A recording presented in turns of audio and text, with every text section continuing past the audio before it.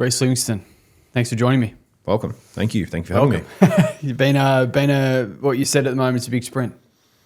Yeah, probably the biggest sprint I've had in the last 5 years. How you feeling? Feeling good, surprisingly. Like, getting less sleep than I've ever had, and functioning better than I have in the last few years. So I think it's fueled by adrenaline, fueled by the love of the game, and fueled by the possibility of what's coming. But enjoyable. I cannot believe that the purpose of life is to be happy. I think the purpose of life is to be useful, to be responsible, to be compassionate.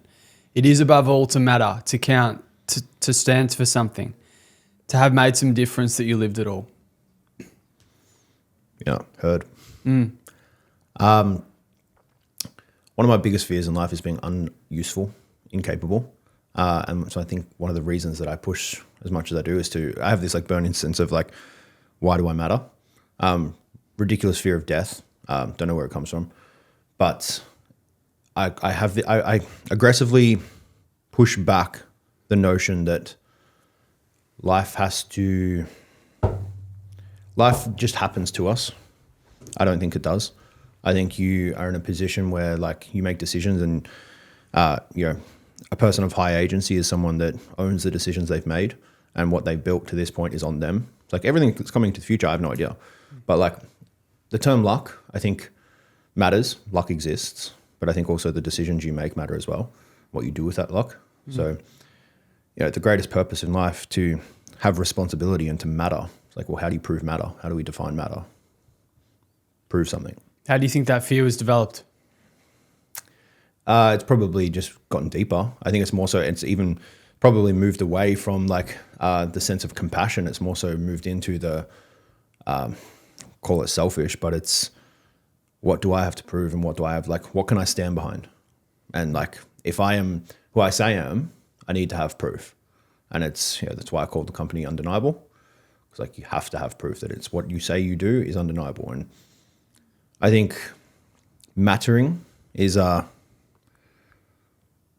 it's a feeling that not many people will accept or will admit that is one of the biggest driving factors of like, I do what I do because I want to matter while I'm here, because I don't know if I will when I'm gone.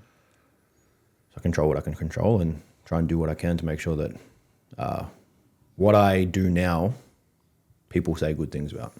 Do you feel like you've reached a point where you will ever feel like you've reached a point where you feel like you matter? Yeah, definitely. I think like, give myself flowers. I think I've gotten a lot better at that in the last like few years, especially. I matter more than I did 5 years ago, and I'm sure I will matter more in 5 more years from now. I've stacked more proof consistently. I don't think it's a binary yes, no, do you matter? I think it's to which degree do you? So like, fuck man, it's interesting thread to pull, because like, how far does it go until you go, you are infinite matter? Like until you have clocked, I am important, I am good. It's like, it doesn't exist, right? So how far can you take it?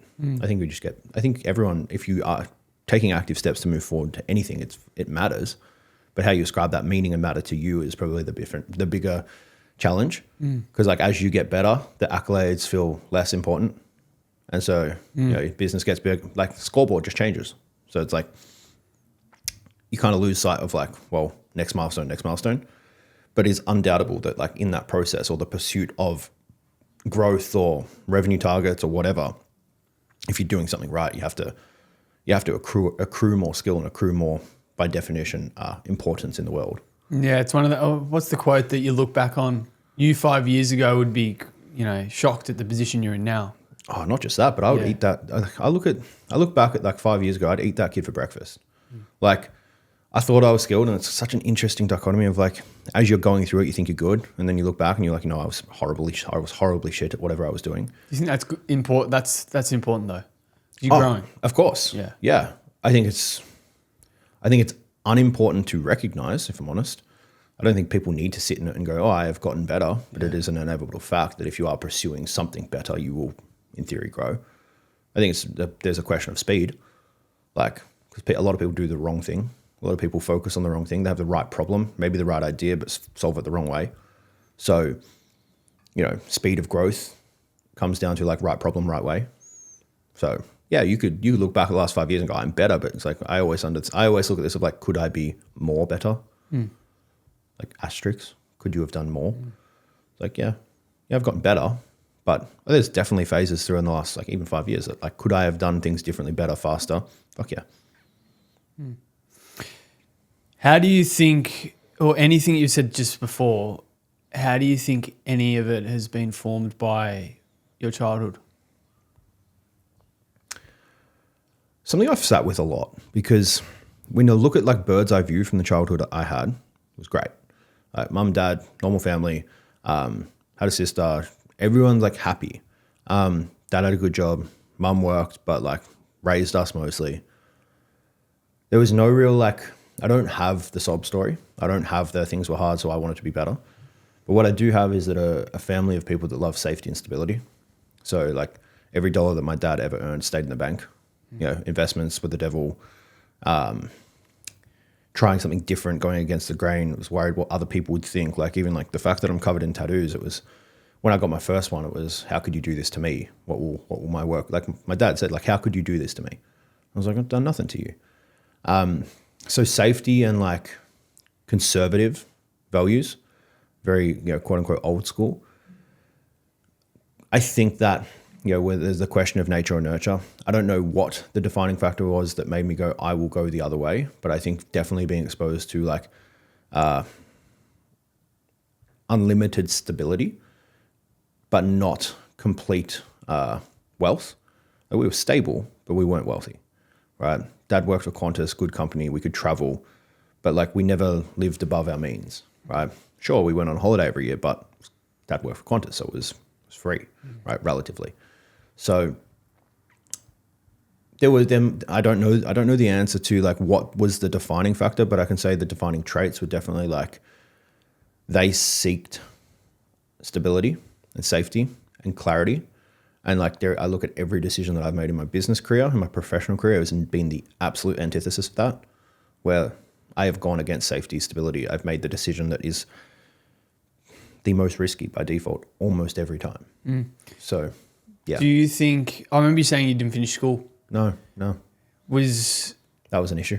Yeah. Do you think that potentially had a, Yeah. when you say, what do you mean by that's an issue? That was an issue. That mum, dad weren't too pleased about that notion. Yeah. You you used the word prove before, sorry. So perhaps, I'm not sure. Like, Definitely had something to prove there. Yeah. Yeah, 100%. So like even when I had made the decision, because the whole story around like not finishing school, did year 11, had done like I wasn't a shit student. Like I did VCE in music, VCE design. Like I was excelling in the creative stuff, but the academics was like I didn't test well.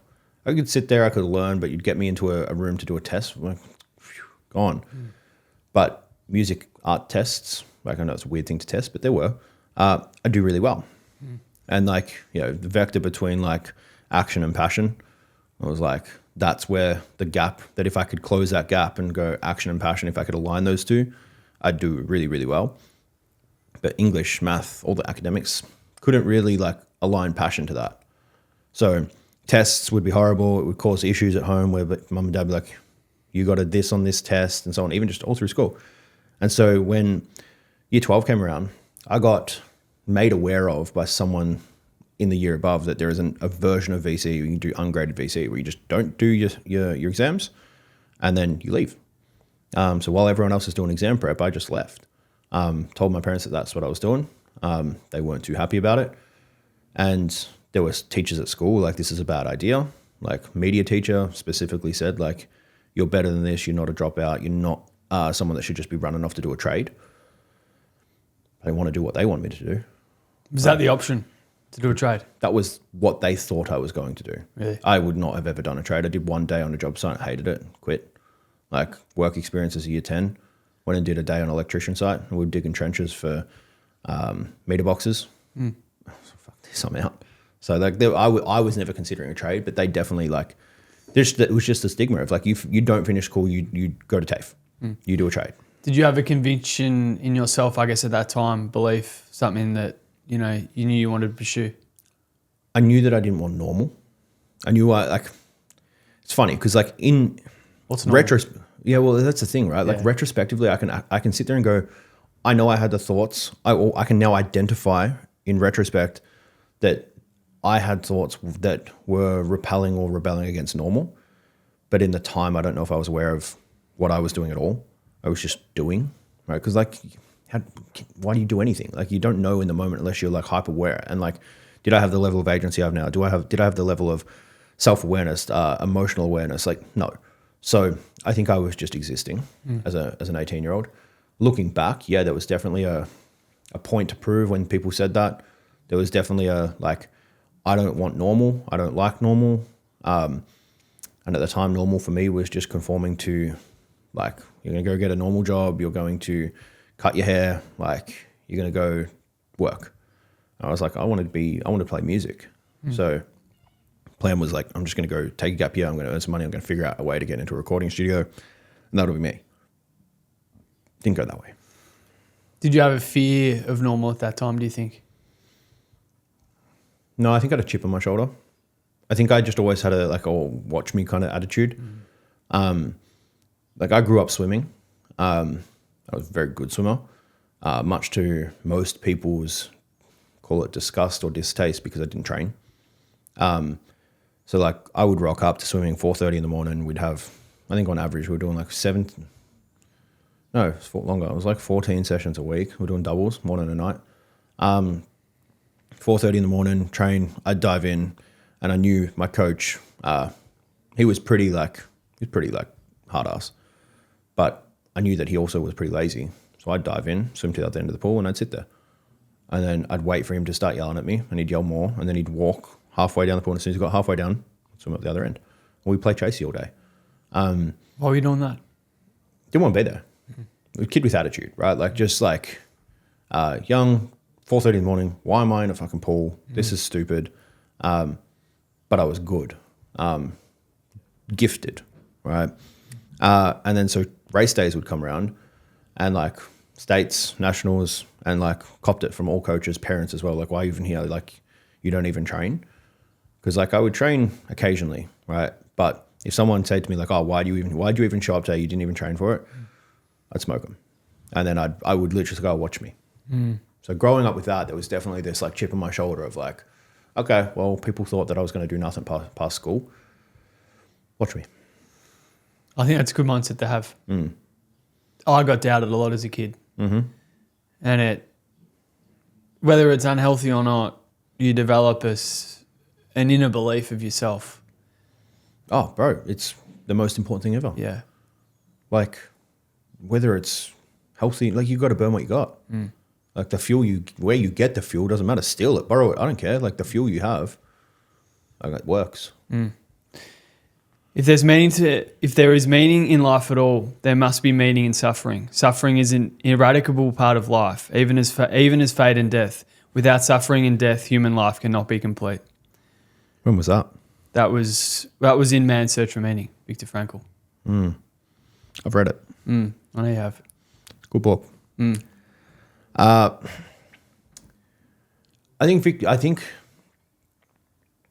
think people need to know and reassess and readjust what hard is. That book is something that I've read countless times. And there's a section in there that he talks about just like the control of your own feelings. So I was like, okay, shit's going to be hard. And like the way he puts it is that the Germans could take everything from him, but they couldn't take his reaction. They couldn't take how he managed the situation.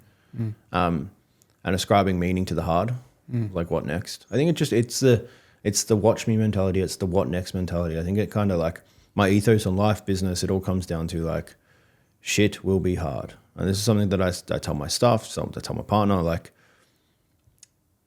you can worry about what the world should be, but you got to worry about what the fuck it is. And like the world is hard and it will not relent if you are suffering. It will probably get worse. I think you said most people think they're working hard. They're not. They're doing the bare minimum required to not feel guilty. If you're exhausted, doubted, and slightly terrified, you're not even close. Yep. What do you think about when you hear that? Say it louder. Preach it.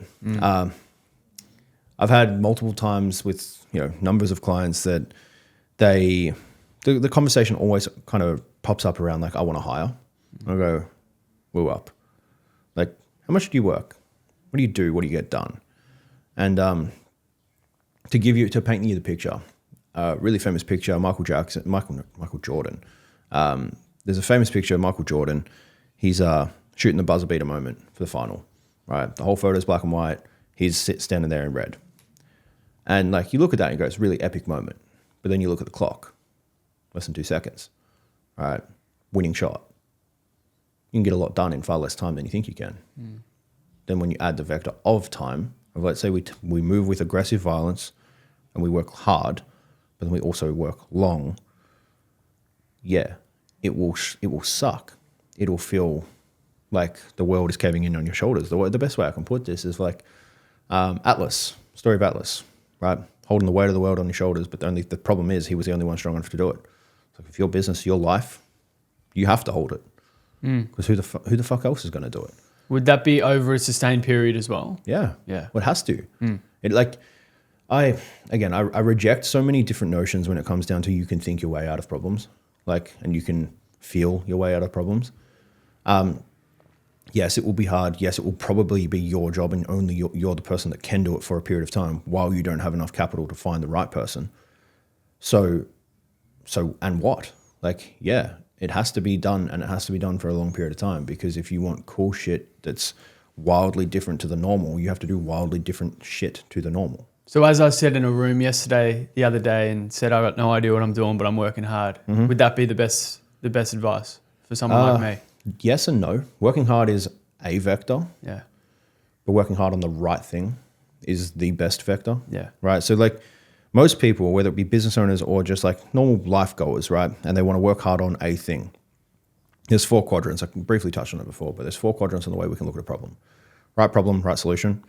Right problem, wrong solution. Wrong problem, wrong solution. And sometimes you've got wrong problem, right solution.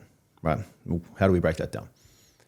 25% of the time, it's a 25% shot on goal that you can find and identify the right problem and then work on it the right way, which means the odds are stacked against you. So yeah, you can feel busy, you can work hard, and you have no idea what you're working on. But unless you pick the right thing, you could waste 2 years.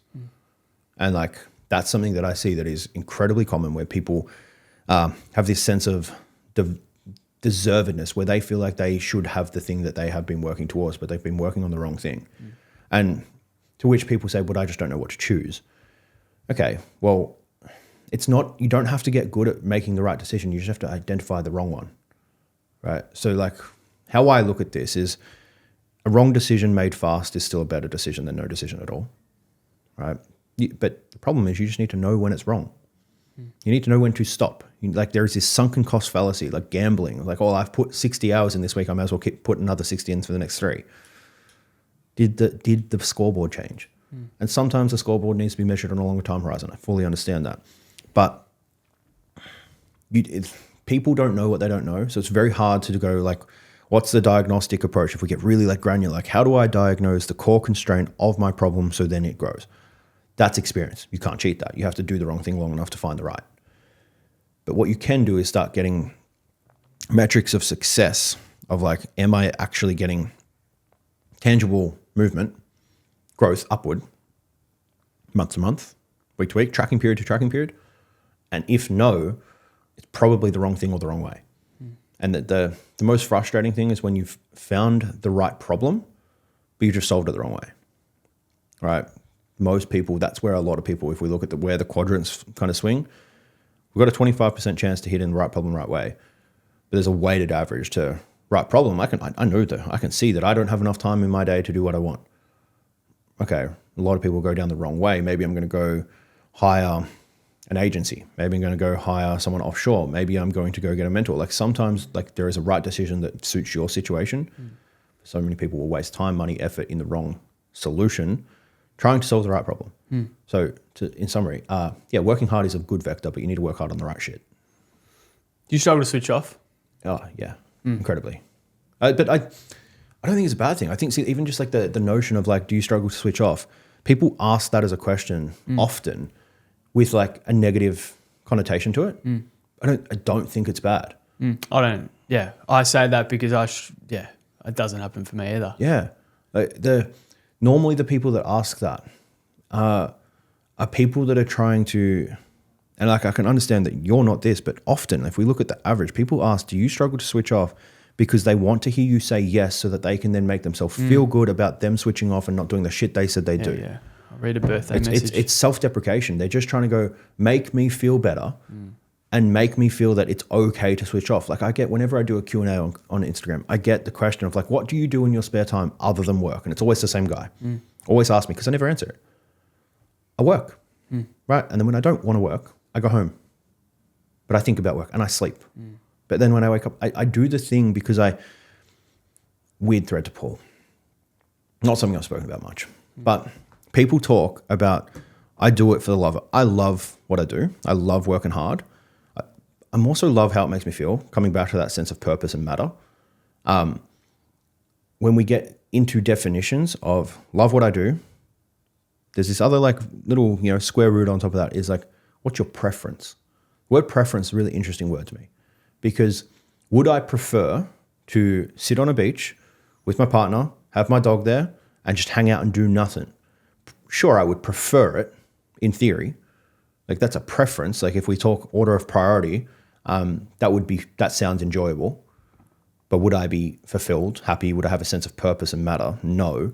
So I don't do it out of preference. I do it out of passion and love. That like the feeling that I get from the work is the self-fulfilling prophecy that allows me to continue to work. Yeah, I saw someone who retired the other day and he called the person that I was speaking to about him. And the person goes, the person I was speaking to or listening to asked the guy who had just retired how he felt. And he's like, I'm lost, man. Yeah. He's working his whole life. He's like, I can do whatever I want. He's got all the money in the world. And he's like, man, I feel lost. Yeah. I'm 30 years old, bro, and I could not work another day of my life if I wanted to. Like I legitimately done the math. Could. Well, I just turned 30 yesterday. And someone sent me Happy a text yesterday saying, I know you hustle hard and have big picture vision, but make sure you treat yourself on this milestone. It's important to celebrate. Throw an old stay-clad party or dinner, whatever it is. Make sure to spend quality time with those around you. Reset, then keep on going. You're doing amazing things. Nothing planned, but I do appreciate the kind words, is my response. She goes, well, make sure you do something fun for you then. And I said, I am every day. I genuinely love what I do. Heard. Man, I've got two texts from my mum sitting there and be like, hi, Rhys, are you okay? Would be nice to see you. And I just reply back, oh yeah, I'm all good. Like doing my thing. Yeah, and the acknowledgement, I guess, that it is different, I guess, to have that mindset. And it doesn't feel, but the low, like, do you ever feel like, oh, far out, like maybe that different life, or maybe that, why can't I feel like I'm doing something that's like different to everyone else, I think it would be inhuman to not feel that. Yeah. That is a valid feeling. Whether it is correct or whether I will listen to it is a very different conversation. When things have been really hard, like we've had some pretty aggressive downs in business where things have been scary, challenging. I've gone through the absolute shitstorm and I've sat in the shower and I've cried and I've thought it would be easier to have a job and be normal. Yes, I think those things. I'm not divorced from the feeling. I just don't action them because they're not right. What does it take for you to cry in the shower? There's probably two versions. There's two binaries, right? It's either extreme, like, holy shit, some things have happened that like is in a good, that like, I don't know if I'm ready for the growth that we've just achieved. And I'm like, okay, pure overwhelm, pure anxiety. That's rare, very rare these days, but especially when we were building up, that was like one of the more prominent reasons where I would sit there and go, what the hell is going on? In a good way, that's a good thing. Yeah, yes, good. Was it like imposter? No, definitely not imposter syndrome. It's fear. It's fear of fucking it up. Yeah, okay. It's fear of like, what if this next level is the level that breaks? I don't like imposter syndrome is often always honestly, it's just keep your honor syndrome. Like if you feel like an imposter, you probably just need to get better. You're operating in an arena that you have no business being in life or business. it's when we've had those growth rates where I've been like, is this the thing that will make things break and crumble? Where like, I mean, I have some of my best friends that work for me, and if like I make decisions that fuck up, their livelihood's fucked. And so that is where I go, holy shit, we have decisions in front of us that need to be made, and they need to be made quick. And if we make them wrong, there is actual consequence. And I don't often think about the consequence on my side. I worry about what it will do to other people. And then the other side of cry in the shower, most notable, is staff. When we've had bad runs with staff, fuck man, I am better with it, but it still rips me. Like staff that I've either had to fire, really struggled with that. Like we've had people steal from the company that I was aware of, like over invoicing, let it go because I was just too scared to fire for too long. We've had lawsuits come through, like staff, and I think the negatives down is like, I worry what people will think, and I worry about other people a lot. Do you think that's a misunderstood part of who you are? Yeah, I think I'm a very direct person, like, and I'm like brand wise, people assume I'm very, very direct, and I am that person in real life. But what I am also is I genuinely care what people think. Like my reputation, my brand, like we could have made decisions faster or differently that would have probably resulted in far more money. For example, running into paid ads, we could pretty well outspend the competitors pretty easily, but we didn't because we wanted to make sure that we were building a community of people that were like already knew who we were and trusted us. And at the time when we were considering running into ads, what was working was quote unquote off brand. I was like, I'm not going to do what everyone else is doing just to get the cheap click, because I cared what people would say, cared what people would think. And there is the notion of like that belief statement kept me smaller than I could have been. Valid. I accept that. Yeah, I think that's probably one of the things that people would be surprised by, is that like the fear of disappointing people, the fear of having to make decisions that will negatively impact other people's lives definitely keeps me up. How so? I'm fine to gamble my money. Really, like if I was like I'm very unemotional with my own money, like cool, I can spend it, I know I can get it back. I have a very low tolerance to a scarcity mindset of my own lifestyle. But when it comes to making decisions that could potentially impact someone else's financial position, purely because I know the stress of what a poor financial position can do, because I've made bad financial decisions, or like I said, I make the risky choice almost all the time. So like early on in my career, there were multiple times where I was like, well, fuck it, we'll just empty the bank to get the help, right? And that has paid off tenfold. Like the dividends on that is just ridiculous. But as a 18, 19, 20-year-old just going, find the best person to solve this problem, and we'll pay them whatever they ask. Pretty, like it's risky. That I can do. But when it comes to making the decision of, even if it means the person that I have to have that conversation with or make that decision with has been doing a bad job, underperforming, is clearly objectively not a good fit, I have put a lot of weight, unnecessarily, albeit, on myself of that my decision will poorly impact their life financially, and then they will be stressed. So I will not do that. I have delayed that decision. I got a lot better with it, largely due to, there was a quote by Chris Williams. He said something to the effect of like, when bad things happen, it's very solipsistic to assume that that bad thing is actually bad.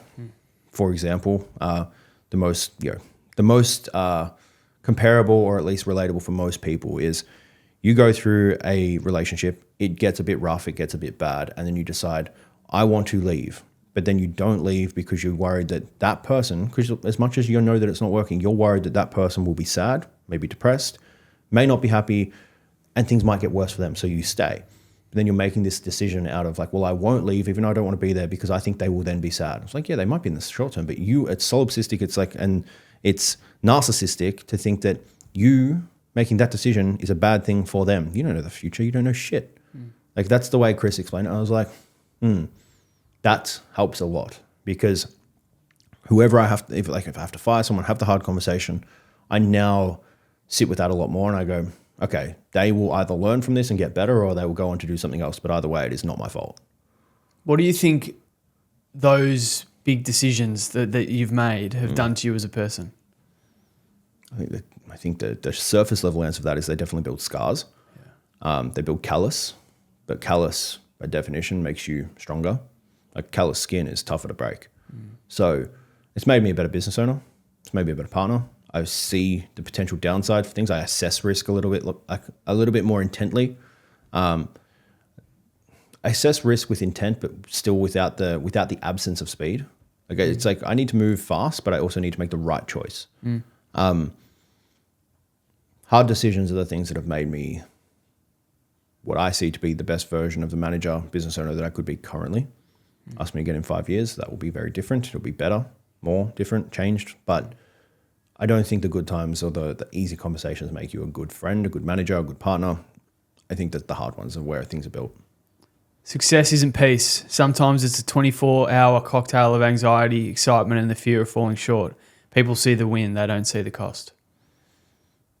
That would have been at some ungodly hour in the morning. What do you think inspired you to write that? I would have been laying there looking at the roof. Do you do that often? A lot, I think. And so I think that people assume that when you get to your version of success, which I will say changes all the time, but when you look back and you go, well, 20-year-old me would be very happy to see what I have now, right? Like 20-year-old you would wig out, I'm sure, at the house you live in, the life you live. It's like, we don't think like that. But people looking in don't think like that either. They're like, oh, look, they have nice things. They're working, or they've had X, Y, Z accolade. But what they don't see is that there is always a fear that you could lose it all. There is always a desire that you can do better and that you have it in you to do more. But then you always have to like enact impulse control where it's like, which decision do I make? So like this weird cocktail of like, well, I want to work really, really hard because I know I can do more, but I'm also really scared of losing it all. And I need to not act emotionally. I need to be completely logical in my decisions, because if I make the wrong ones, there's problems. So yeah, I think I was more so that the context to that message was a message to other business owners rather than the message to the people, let's say, because how that could be read and how it can be interpreted is like maybe I was annoyed that people were looking that I was doing things well and then being like, but they don't see the hards. Like it was more of a message to the business owner, like, hey, if you're sitting there laying awake at night too, this is normal. Like you want cool shit, you want to be the exception to the rule, and the rule is like Australian average, fat, divorced, angry, and suicidal. Like that is the rule. If you want to be the exception to the rule, you have to do exceptional shit. And that exceptional shit requires like mental load that does not turn off. Do you feel lonely at times? I know, because I'm asking some of these questions that I sort of know the answer to, but I'm asking them because I sort of feel it as well. And it's good. That's why living with Ollie is like really cool, because it's someone that understands it. But you know, like I can't like turning 30 yesterday. I'm like, there's no need to catch up with anyone. I agree. Yeah. Also say it's not a bad thing. Yeah. Like, yeah, for sure. One of our clients, he asked me to do a podcast on this, and I will dive into it in more depth. But like, the lonely season is a necessary season, but it's also not a bad season. I think people have ascribed this meaning to like, well, I am lonely, therefore it is bad. And it's like, okay, you also are lonely, which means you have more time to work. You are lonely, you have more time to think. And when you have more time to think, you have more time to be a better person. There's like an objective better person. Like a person that is better is someone that can understand their thoughts, understand their beliefs, and understand their actions. The better you do those three things, the better you become, like period. So, okay, cool, you're lonely. And like, yes, I feel lonely. And there are times where I have in the past struggled with it, where I'm like, I think especially when things were like, man, I've gone through like hard. I've gone through like peak level of anxiety, ultimate depression, not good. And did I have many friends that knew? No. Did any friends reach out? No. Did the ones that did know that was going on also reach out? Also no. Did you feel the need to tell them? I think I was just a victim at the time, man. I think I was just like, they should know because of how I am acting, as in like, I do not leave the house. I have had takeaway every day for the last 7 weeks, 3 times a day, and I am 20 kilos heavier than I used to be. Like, pretty obvious that I wasn't doing good. But did I tell anyone? Like, yeah, I told a couple people, but like, I definitely expected people to see it and understand and then ask to help, and then I would have told them that I'm fine anyway. So it's this weird like cycle dichotomy of like, yeah, I feel lonely, I want people to reach out and help, but if they had I would have told them to kick rocks. I would have said I'm fine. So that's kind of a lesson too. When I look back at like my mental state at the time, it's like, okay, you can also like, you get stuck in your own loop of bullshit where you're like, oh, I feel really shitty. I feel lonely, right? And I use the extreme to prove the point. I feel depressed. And like, if we go really extreme, I feel suicidal. People should want to help me. People try to help me, but I tell them I'm fine. Like that thought process, that like that extreme version of that is very, very common with people that have like, or that display traits of being depressed or, you know, worse. They are pretty bad mentally, but they don't accept help. Very, very common. That thought process, when extremified out, it's like, yeah, cool. Everyone knows it. Like, I can understand that because they're ashamed of whatever feeling they're going through and so on. That thought actually follows you even to less extreme emotions like feeling lonely, feeling sad. Like, you want people to know about it, but you don't tell anyone that you're lonely.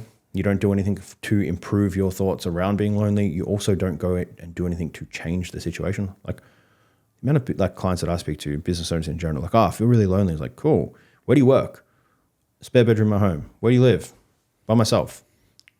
Have you thought about going get like, if you're that lonely and it's actually impacting you and you've ascribed a negative meaning to this, go to a co-working space. Go get around people. Like, have you done that? No, I don't want to do that. I like working at home. You can't be a victim of the situation and also not want to change it. It's stupid. See, yeah, I'm alone a lot at the moment, but it's like, it's okay. Yeah. It's comfortable. Yeah, like I think getting comfortable with it is also like, it comes back to just societal norms. People assume that lonely is bad. People that assume that someone is lonely is also then a loner. Yeah. And loners typically get ostracized in society. They're weirdos. People don't want to associate with them because they're strange. It's like, strange is a prerequisite. Like I said, if you want to be an exception to the rule, you must be exceptional. And exceptional is not normal. You are by definition strange.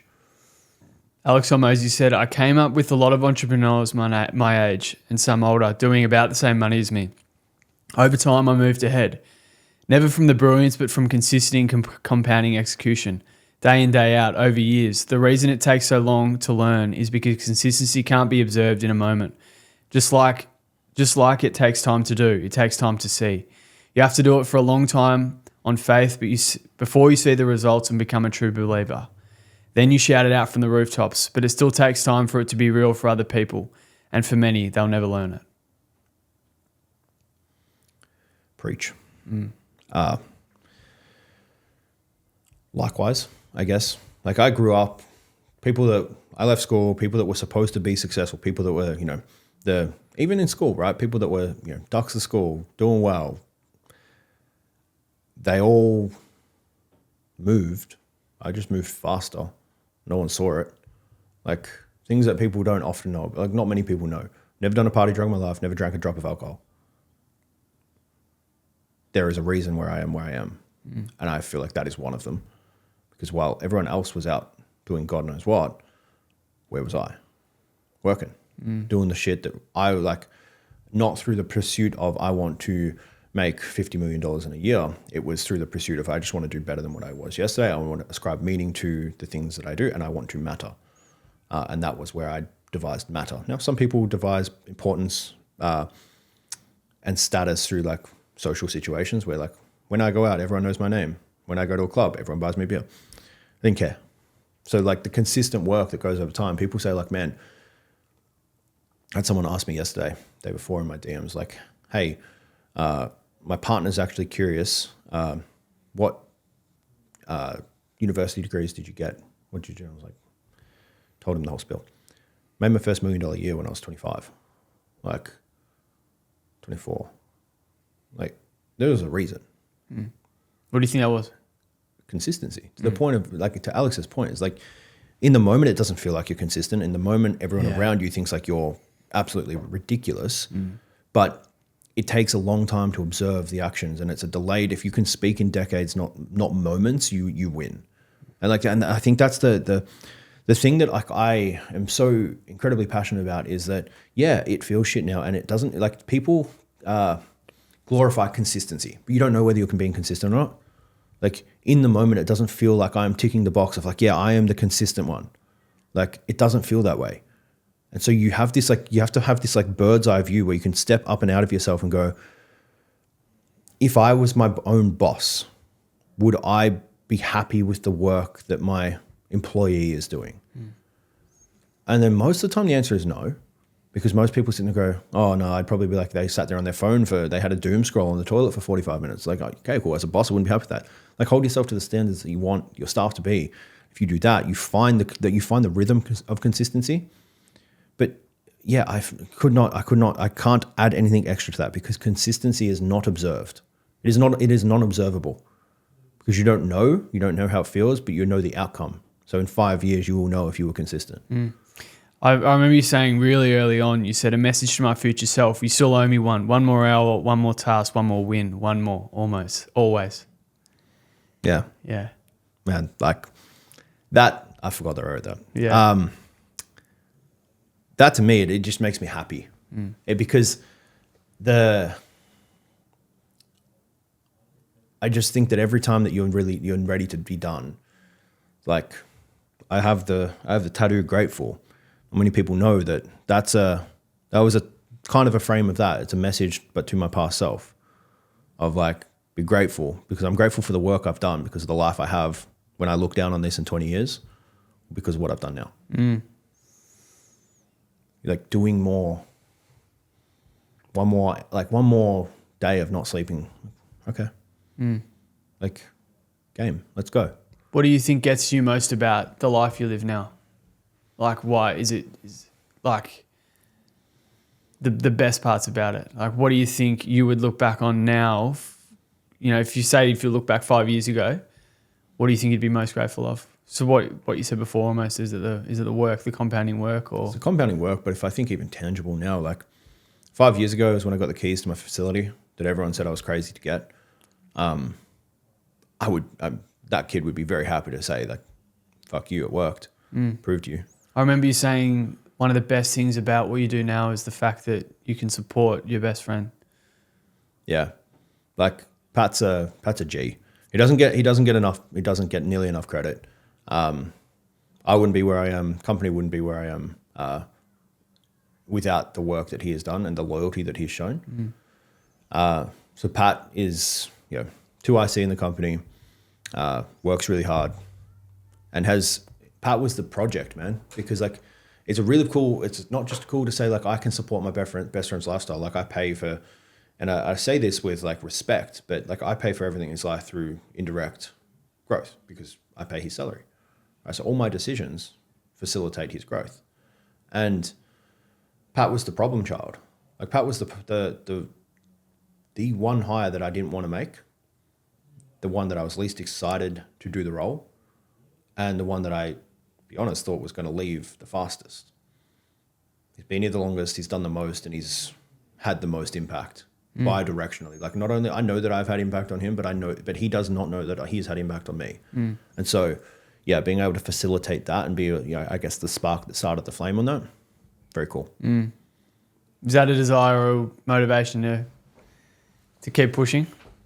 Oh, bro, yes, short answer. I look at the milestones of what I have been able to pay Pat over the years, and also staff in general. This is not just exclusive to Pat, but I look at the milestone moments of like when I've paid pretty big numbers to people, and I just get so excited to be like, okay, like, and message to business owners, like pay good staff well. Like if you want them to stay, you owe it to them to build a business that can pay them incredibly well above market, because you want well above market skill set. So like I constantly and often look to what is the next milestone, what is their bracket, how do I get them there? Does your directness and, because that's something I noticed when we first caught up, does your directness rub people up the wrong way sometimes? Certain type of people, for sure. Yeah. For sure. I think like anything, man, there's going to be people that don't like it. There's going to be people that don't like, this will probably trigger a lot of people, but the fun thing about being triggered is if it triggers you, it's true. So true. You could probably sit with that. Most of the people that don't like the direct nature of my communication, and I will say there is a difference between direct and rude, right? Like I can say a thing without being a prick. But why people get so triggered by the directness is because they don't want to confront the fact that they are lazy. Like, because often the time when people say that, like, you know, they want to sit into their feelings, they want to even go down the road of like manifest stuff. It's like, you do that because you are waiting for the world to give you a favor. It will not. And then anything you have in your life, because you quote unquote manifested, it's because you took action to get it. And like, people get rubbed up by that the wrong way is because they like to sit in the feeling. They like to think that they are in less in control than they are, and the world will happen to them. Can't define it though. I saw a quote. You said something about frequency. Ask them to define frequency and they'll block you. Yeah, ask them to define frequency, they'll say feelings. If ask them to define frequency, yeah, they'll say manifest. Ask them to define manifest, they'll block you. You can't chant. I saw you doing this. You saw it. You can chant mantras. You can write goals on a wall, but the truth is in the hours. The weeds are thick and the load feel heavy. The only answer is more. And when you think it's enough, it isn't. You can't cheat volume or systemize effort. I think everything a lot of things I come back to is just like violence. Like violence, aggressive action is the key. If you take violent, aggressive action towards anything, even if it is the wrong thing, you will move and you'll find the wrong thing faster. What's violent? The definition of violent. I'll systemize it for you. System was taught to me by a guy named JP Donnell. He worked as like a 2IC to Jocko Willink, served time with him. His quote is very simple. How we win wars is we make faster decisions than the enemy. What we do is we orient, observe, decide, and act. So when they get dropped in the middle of a fucking desert, they orient, they see what's around, they observe their options, and they decide. The faster they get that decision, the better the action will be, and the better, he calls it the OODA loop. So orient, observe, decide, act. If you can OODA loop faster than everyone else, you win. And so violence is like moving through your decision framework faster than everyone else. Because if you just do it faster, you win by default. Do you think that's a mistake people make? Yeah. I think people aren't scared enough. This is only recent, but one of the most pivotal moments that I've had in my career, like line in sand moments, is Ed Turney said to me, he works over at acquisition.com, and he said, bro, you need to be scared.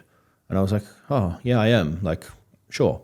He goes, no, you need to be fucking scared because you are good at what you do, but there are bigger fish with more influence and more awareness than you have now, and they can eat you. You could lose it all overnight, and you need to get fucking aggressive. I was like, heard, got it. And someone bigger than you, someone more wealthy than you, someone more experienced than you says, you need to get aggressively scared and take aggressive action. Like you listen, or you're an idiot. So I've just had enough reinforcing factor, and this is where I think that people may be coming back to getting rubbed up the wrong way. Like, I have enough proof that every time that I take direct, aggressive action, things get better. The problem is they just have enough proof that when they sit around, their life stays the same and they're happy with same. And that's the big difference, is like they have accepted the level of life that they have. So then they can sit there and say, well, sure, I can manifest and sit in my feelings, but if you want greatness, if you want to 10x your lifestyle from where you are now, you can't just do nothing. And you can't just sit there and say, well, I manifested it. It's like, no, but what did you do after? Because if we come back down to like what's measurable, what's managed, what's seeable, what's touchable, we have something in our brain called the reticular activating system. It's essentially like you want a new car. You're like, hey, I decide I want this car. You now see that car everywhere. Now you're manifesting. No, your brain just became more aware. So the action or thought of manifesting is just activates your RAS. So then you become more aware of the actions that are required for you to get the outcome you want. You don't manifest things into existence. You create consciousness around them. I'll pay that. But then you have to go do the thing. And the people that will sit there and say that I will manifest all my growth and I will think through all my growth and I will sit in my feelings, they are happy with the outcome they have achieved and they are going to wait for luck to be the vector of growth. I don't like luck exists. I will not say that it doesn't, but I don't like relying on it. Yeah, you got me thinking about my current situation. Is there an element of being scared? What do you think it would take for me to be scared? Get more uncomfortable. Like by definition of like define discomfort, define deprivation. Like motivation is the equal opposite of deprivation, right? Just getting clear on definitions, right? Okay, well, what would motivate you to take aggressive action is if you were deprived of the thing you need. So comfort is the enemy of growth. It's really hard when you start to be successful though, because you can sit in comfort pretty easily. But this is an Alex quote, but like deprivation is measured in percentages. So a poor person that hangs out with poor people has no deprivation because they cannot see the gap between where they are and where they could be. Whereas I'm rubbing shoulders with people that are billionaires. I am a flea. I'm very deprived. Did he say something along the lines of like your success, or not your success, but your potential should terrify you? Yes. Is that what he said? I don't know. Look, it's potential. Like, I don't know if he said that. Yeah. But I agree. Like, if your future doesn't scare you, what you're trying to achieve is like the goal is too small. It's like one of the first questions I ask businesses is like, cool, what do we want to see happen here? Like, what's the goal? And they go, oh, what do you mean? I go, not 6 months, not 3 year. Like, what is the big, hairy, audacious goal? It's your BHAG, right? What is the thing that makes you go, holy fuck, I don't even know if I'm capable. And like, to give you context, like I went over to acquisition last month and I told them my goal was hit $1 million a month by next year. They laughed, like legitimately laughed. And I was like, what the fuck's going on? And they said, make it 30 mil or go home. 30 mil a month. No, for the year. This year, okay. Right? So 3 mil, yeah. Okay. US. Yeah. So that's 47 mil. Yeah. Right? Like they laughed and said, make it 30 mil US for the next year or go home. It's like, cool, expectations reset. Thank you. How do you do that? Exposure, right? You don't know what you don't know. And like when you're a bigger fish in a small pond, it's very hard to gain that exposure because typically the friends you have now are the ones that have been loyal, right? But you haven't had enough success to stand out in other rooms. So you have no new friends that can push you forward. So you have to find the exposure, right? Because if you can't see it, you can't believe it. It's like the whole concept of manifestation. This is just it actualized and like pushed into like real definitions. If you don't see that it exists, you can't understand that it's possible. Like my mind was broken when the biggest business in the room that I was at was a $52 million US business a year, and it was a chiropractor business. Like, how on earth does that happen? Cool. Expectations managed. So exposure. It's like exposure therapy to what is possible is necessary. It's also exposure therapy to what is possible for you. Like how much can you get done in a single time block? Do you track all that stuff? Yeah. Yeah. I think that's one of the things that like I can say that I am most proud of is my ability to execute per time, like per capita of time, like my action item per minute, call it value per minute towards my goal is aggressive. I had one of my clients over from Perth this week, and he said like, I thought I worked hard and then I spent 2 days in the office and I've just had my whole world broken of what's possible. What do you think you would have saying? There's a few things. I'm aggressively, and I specifically, like I am very strict on what I block in my time and what I say no to. So like we spoke about, being in a season of no, where there are certain things that I just have to say no to the point where, this guy's come all the way over from Perth hanging out in the office, and he came up to me with a question. I was like, we've got a light on in the room, just like these lights. But when the light's red, do not talk to me. And he came over and I was like, it's not 12 o'clock. And he's like, what? I go, I told you can talk to me at 12 o'clock. Leave me alone. And like, he's there to work and learn, but I told him to leave me alone. And so what he would have seen that I don't compromise on the decisions I've already made for the day. So I time block, I make a time in the morning from 8 a.m. till 12. I will not compromise that unless it is towards the future goal. Make a time is where I build things, create things, build out for what's next. And then I have like manager time where it's like I work from 12 till whenever, right? Last call will normally finish at like 8 o'clock, and then I will go get dinner, and then I come back to the office and I work more, right? That's just the season I'm in. But what he would have seen is that I think the most obvious thing is just like, one, aggressive with my time blocking, two, unemotional to problems, because they always come up. So, when someone's sitting in the office, they will see the day-to-day problems where, it could be a finance problem, like a client's not paid bills. It could be someone's missed this sale or so on.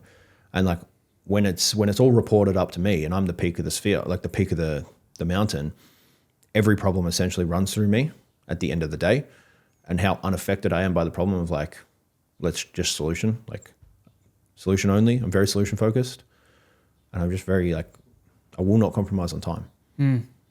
Nassim Taleb, skin in the game. He said the difference between successful people and really successful people is that really successful people say no to almost everything. That gets bigger and worse, harder to do the bigger you get. I can't wait. The crazy thing is I can't wait to know what I'm going to have to say no to in 2 years. I can't wait to say, because it's going to get worse. Is that what you mean? It's just like the things I'm going to have to, if I'm saying no to, like the things I'm saying no to now are impressive. So it's going to get, okay. The things that I have to say to him now impress me. In what sense?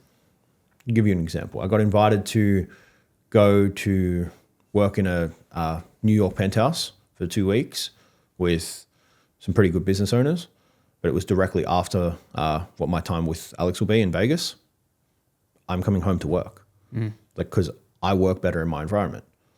So I said no. Have you spoken about the opportunity you've had with Alex much? No. You allowed to? Yeah. I think I've chosen not to so far because one, I didn't want to be seen to be riding the coattails and using it as leverage. But two, up until very, very recently, I really had no idea what the plan was going to look like. And I hadn't really had any clarity as what working with him was going to be. So I didn't want to talk to it, but now I do. So yeah, initially I was just like, I don't know if I am going to talk about this because I want to just make it. I want to do the things and then have people look back and go, oh, wow. But then I also thought like he would probably tell me this is a dumb thing, use it as leverage. So yeah.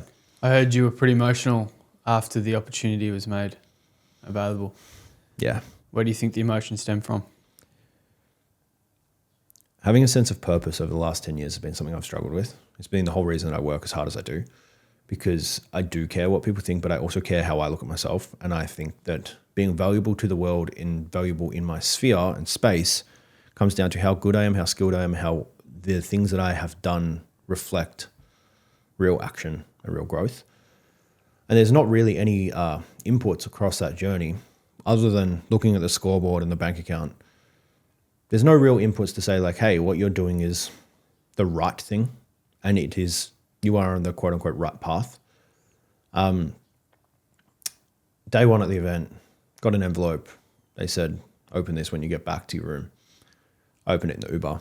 And the first line says something to the effect of, Rhys Livingstone, you're of a revenue bracket and an industry where we feel like you would benefit from more personalized help.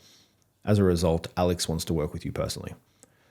And the bold underline, Alex wants to work with you personally, was a big confirmation bias that like I am who I say I am, that I've done things that have worked and that I am on the right path. And, you know, to quote, the tattoo on my neck is that I have built something that is undeniable. It was a rush of emotion, man. It was fear, scared. It was like, wow, this is recognition that I never expected, nor thought that I deserved, but very cool to have nonetheless. And so the word deserved was like, okay, I've worked for the sake of working just because of the love of the game and they're trying to build something, but I've never had this moment of like, oh, I deserve this. And then when I got recognition from him and his team to say, you are doing something that we find somewhat impressive, was just 10 years of holy shit moments piled into one. Every hard night, every night in the shower, every time where I've been lonely, scared, worried, thought that I would quit. You feel seen? Yeah. Yeah. I went nonverbal, man. Like back of an Uber, I broke down and then Pat started to cry too. And so. Why do you think he cried? He knows. He knows what we've done. He knows what I've done. Like in our biggest year of growth, I paid myself $23,000 because I was scared we'd lose it all. So in that year, like you think about like $23,000 across a year when you still also have to live a life, eat food, pay rent. Don't know how. Were you even eating? Yeah, not much. Yeah. You need to start a steak page, mate. Mate, You get all you. I get all pretty your meat distracted. free. I'm joking. You get free meat though. Yeah, that'd be great. I'm joking. Tax write-off. Yeah. Yeah, man. He's just seen every play of it. He's seen the late nights where he's leaving at 6 o'clock and he's like, "What are you doing?" I'm like, "Man, there's shit that needs fixing." He's like, "Oh, can I help?" I was like, "Man, I'm gonna be here till 6 in the morning. Like, go home, get sleep." I think he probably got upset because he has been there for every step and he's known how hard it's been. And we walked back through the Caesars Palace Hotel, which is a casino, and when you're non-verbal crying, very overwhelming to walk through a flashing light casino. And I just head down non-verbal all the way through the casino into the elevator, and then we got in the room. I just like, man, like the acquisition team wouldn't know this, and I doubt they'll ever see this, but I sat there with that letter in my hand and I shook and I just sobbed and I was like, I have done something of value and I will build something that is far more valuable. And it was a point in it's a point in time that I like the story that will come from that, the story that I will tell. I cannot wait to say, because there is no way that type of recognition and investment that came with it cannot pay off. The story that will one day come from it. So it's a developing story then. I've always been confident that I'll do great things, but I am even more confident that I'll do impressive things with having their help. And so I look forward to the story that I will one day tell my kids of I flew to Vegas, I opened an envelope, and that's why we have what we have. Powerful, man. Is the emotion still there? Bro, I even talking about it, I get, it definitely. Short answer. That's a moment I won't ever forget. It's a moment that like the feeling was so visceral and so foreign that like, because how do you get recognition in a business that you've been building for 15 years? Did you try and capture any of it? Yeah, I took a photo. Really? Yeah, me and Pat were sitting in the back of the Uber crying. You serious? Yeah. Footage? No, just a photo. Is that okay? Yeah. I always say I'm the worst content creator ever because I'm not one of those people that go to a concert and pull out my phone. And, Likewise. yeah, it's just there. Moment. It's always there. People don't need to feel it. Just me. Reminder, there's a whole new version on the other side of the hard thing you're resisting. They live with clarity, not chaos. They can't wait to meet you. You're going to like them. That's where I say I look forward to the stories that I can tell. Because the person that I feel like I will become, there are a few things that I feel like that person will be. One, I hope to be wise. Two, I hope to be relentless in my thought process and uncompromising. But I also hope to be very compassionate and understand that people will look to what they could do and not know that it's not that many decisions away. What do you think will be the best version or the best part of your future self?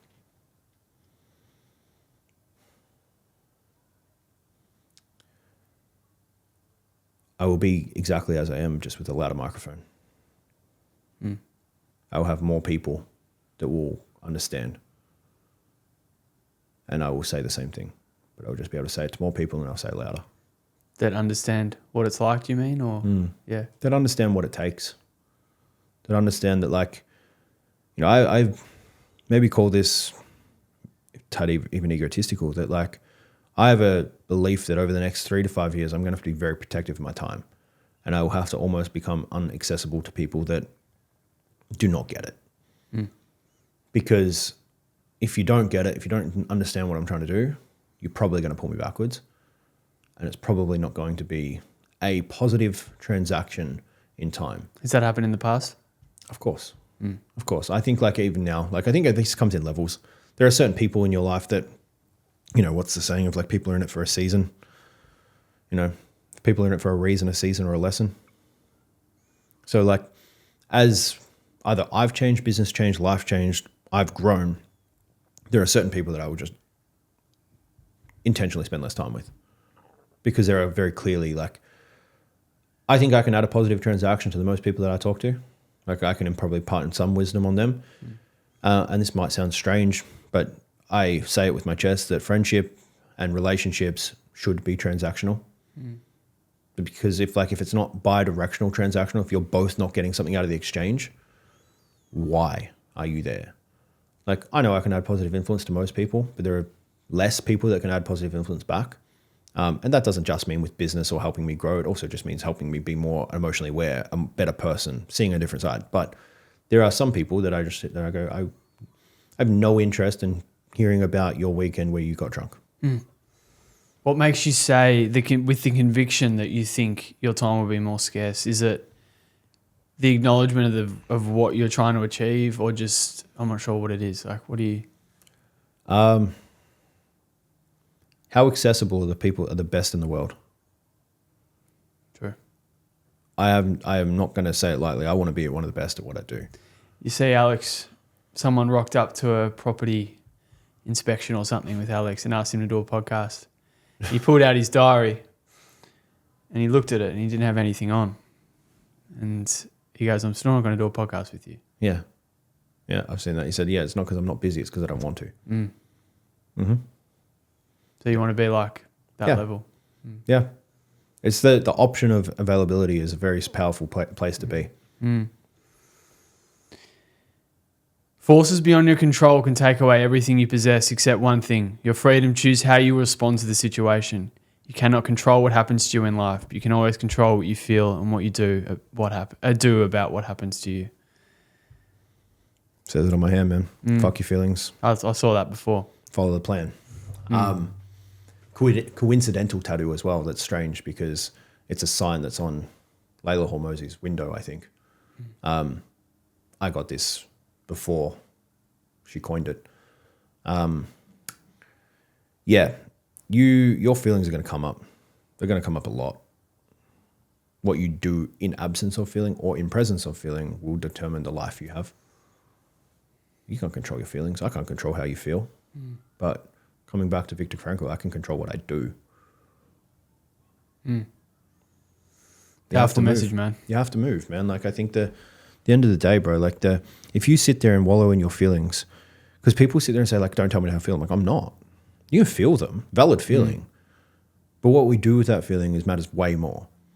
So, like, you can, and I think this is where people kind of hear Rhys is really direct. Maybe he's an asshole. It's like, no, I still have the feelings. I will still go home and get upset when things have been hard. But the life I want, the mission I'm trying to achieve, and the business I'm trying to build requires me to act anyway. Is that a side of yourself that you haven't hidden, but it's like it hasn't come out as much? You said you've gone home and done it. Yeah. Like, is it something you've shown in front of others, or? Yeah, well, people that are close to me. I'm not afraid to show my feelings in front of people close to me. But also, when I say go home, call that leave the room, whatever it might be, it's like I do the work first and then I feel. Like, I'm not saying squash your feelings, shove that shit down so far that you never address it. It's if something has a timeline, if something needs to be done and you sitting in your feelings is slowing that problem down and slowing down the solution, you're making it worse. Like, the feelings compound, the actions solve it. So, like, I always come back to this, like we say it in the office all the time. When we're looking down the barrel of a decision, we out loud say, Pat and I say, oh, flip a coin. Because, like, we don't actually flip, but it's more of it's a verbal cue to be like, fucking decide. Because all of this time sitting in a decision, nothing is happening. And if the right decision was obvious, we would have made it by now. So if we are sitting down the barrel of two things and we're figuring out which is better, it's like both are good. Pick. Like, we don't sit in thought. We don't whiteboard out different options, and we come down to, we're very good at identifying what is the least risky path. But if we are coming to a point where, like, we are at a stalemate and we have to decide because we have feelings about how that will be perceived or how it will go or what will change, pick. Because if their feelings are valid enough on both sides of the decisions, it means both sides are good. Like, if you are stuck, it's because you have already exhausted all the easy, shitty options that didn't have such an emotional high or an emotional weight. If it has an emotional weight and you're stuck and you don't know which to do, just pick. On the topic of emotional weights, on July 7th, 2022, you wrote, remove the idea you have to be constantly working or grinding in order to be successful. Accept the concept that rest, recovery, and reflection are essential parts of the process towards a successful, happy life. Do you think that viewpoint's changed? Aggressively. I thought so. Yeah. I think that 2022, that would have been, I'd just gotten keys to my facility. Unfortunately, big fish, small pond syndrome, where I was like, wow, I've done lots. And I think I would also have just probably hired on a bunch of C-suite staff where I didn't have to take any meetings anymore. So I had more time than ever, but I also did nothing. Like, I had more time, sure. I had rest, I recovered, which I think the key word there is the definition of success has changed. I think I, at that time, had thought, and the big fish, small pond mentality, I had achieved more than I ever thought I could. So then to paint the picture of like, I felt like Thanos sitting on the stone. Like, I've done my work, the work is done, now I will rest. Just didn't realize there was another room. Is there a moment that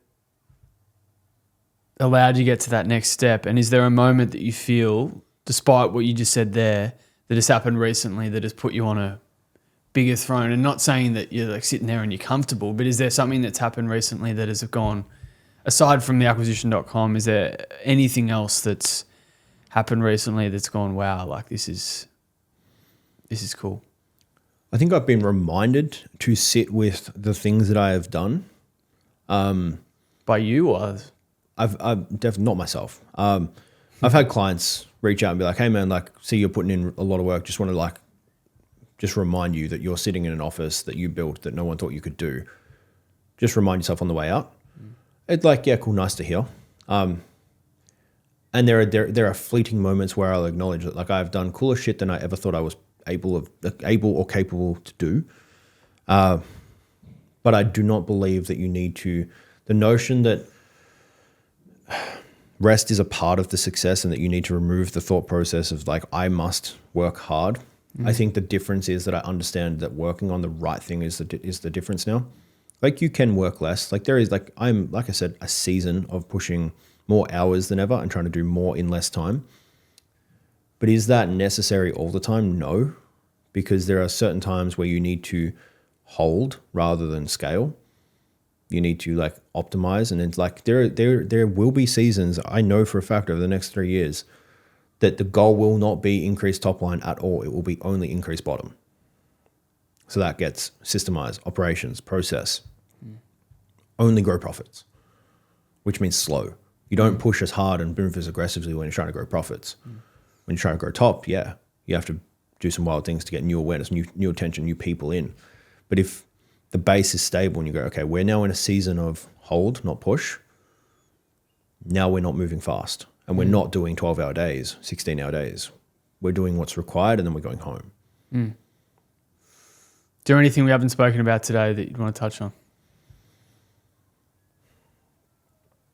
I think that we have definitely touched on this, but I think if I can just be more clear, is that you're probably either in a phase of business where, or life, because I think both are the same, where you feel you're capable of more, and you're probably right. I think like there are just every phase of like where I've felt I am doing good enough. It was like one of our company values. I think this is probably an interesting thread. Values as a person, values as a company, both of mine are kind of one and the same. We have 3 core values with Undeniable. 1, speed is king, time kills all deals. 2, character is currency. I have it tattooed on my arm.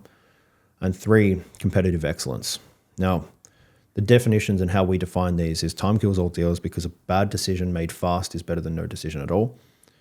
We deploy speed where possible because it allows us to learn faster and beat the competition. We win at all costs with the vector of speed. Character is currency. True success is measured by what people say about you when you're not in the room. One decision can either bankrupt or build your reputation, so make sure you make the right ones. And then competitive excellence is good enough is not good enough. We don't just set the standard. we meet it, exceed it, and improve it. If it means doing more, if it means staying later, if it means getting it right, will take longer, we do it. Not at the detriment of speed though. So this is where like that time kills all deals, speed is king. I want the right way, but I want the right way fast. So if I can give you coming back to how we apply this, coming back to OODA loop, orient, observe, decide, act, the decide has a little square root on it, and it's just a little V. It's values. So how you decide what direction to take is the values that you deploy in your business as a person, as a partner, whatever. Get clear on your values. Write them down. Don't just make them words that you put on a piece of paper or put on the fridge. Like they are things that you are guiding decision makers for everything that you do. They are the North Star. They are the things. They are the rule book that you have to work with. If you get clear on values, you can make better decisions and you can be capable of more at every level. You're an impressive human, my friend. Thank you. I mean it. Thank you. And I hope that in a few years you have time for me. We can do another one of these. Lock it in. One day the work will look at you now and say, I've got you now. Not because you got lucky, but because you were there for it on the days nobody else wanted to be. That's how the work pays you back, with trust, growth, and a future you love. Work more. Completely forgot about something that I had from a person in your life. I only listened to it briefly this morning. Hey Rhys, I just wanted to let you know I'm so incredibly proud of you. I see the long days, the sleepless nights, and the times that you forget to eat, and how you carry the weight of the world on your shoulders with such strength. And I'm so proud of the person that you are, and love that you are you, and that is a unique and wonderful person that I know can sometimes feel lonely and misunderstood, but I love you so much for that, and I wouldn't want anyone else or anyone different. That is literally your superpower and what makes you so wonderful as a person. And I'm just so excited to see all the things that you continue to achieve in every aspect of your life. And I know you'll achieve everything that you set your mind to. And I love you so much. Yeah. Why is it emotional? Chloe's she's my ride or die. She's the person that is not just the cheerleader on the side, but the person that can get in the game and get you to move. Most notably, over at Acquisition, I called her after I got that opportunity. What I didn't say before is for me to say yes to that opportunity was over $200,000 expected, paid in full. I hesitated, which like may surprise some people. I was like, that is a lot of money. I'm essentially spending 2 days with the man. So I was like, is that going to have a tangible payoff? Is there going to be an ROI that's going to be absurd? And I called Chloe while I was upset, and she just reassured me. She's just like you've got the call tomorrow, like just sleep. And I woke up to a message that I think signifies a lot of what she's done for me, what she does for me, and what she will probably continue to do for me for my entire life. Is that the message said something simple, and it was, I know it's not lots, but if you need it, I know you probably don't, but you can have every single dollar in my savings account to make this happen. And the fact that she believed in me that much was like a no factor to be like, okay, well, I need to back this option, this decision as much as she is. So it was paid in full that day without her help. But the fact that she wanted to was the reason that I pulled the trigger. Were you one of those people back in the day that thought that you didn't need another woman or a woman in your life to be a better man? Or I think I felt that I think I've thought for a very long time that I would be okay without one, but I would not be okay without Chloe. It's a good way to end it, brother. Appreciate your time. Thank you. So Thank you good. for having me. Really good, man. Man, that was good. Yeah? Yeah, you did well. Didn't expect that. Really? Yeah. Yeah. That flowed really well. No, I'm very happy with that. Good Yeah. podcast. Really? Good. Very good podcast, bro. Yeah. I Really appreciate good. that. You're good at this. Really? We should do it for a job. It's a bit of a side hustle at the moment, but I just know that something good will come from it. Yeah, man. You just got to produce more. Yeah. That's the hard part.